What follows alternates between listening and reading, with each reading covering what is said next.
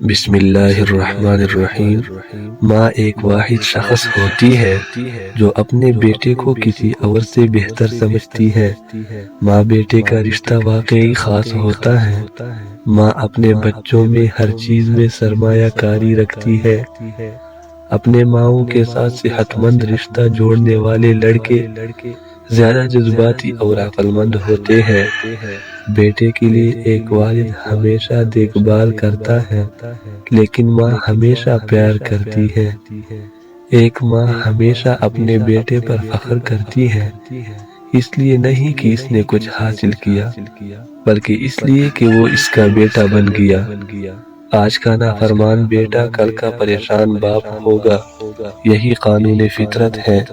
جوان بیٹے کا صرف ایک لفظ کہ ابو جیسے آپ کی مرضی بوڑھے باپ کو دوبارہ سے جوان کر دیتا ہے، اور صرف اتنا کہہ دینا کہ تہانوں نہیں پتا ابو جی، ایک جوان باپ کو ایک رات میں بوڑھا کر دیتا ہے۔ بیٹا باپ کو دائیں اور ماں کو بائیں کندھے پر بٹھا کر 100 سال بھی چلتا رہے تو حق کی زندگی ادا نہیں کر سکتا۔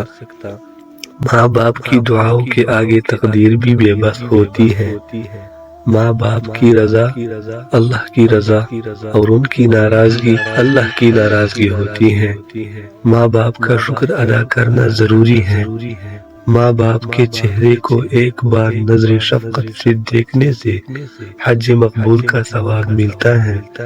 اگر دنیا آنکھ ہے تو ماں اس کی بینائی، ماں کے قدموں تلے جنت ہوتی ہے۔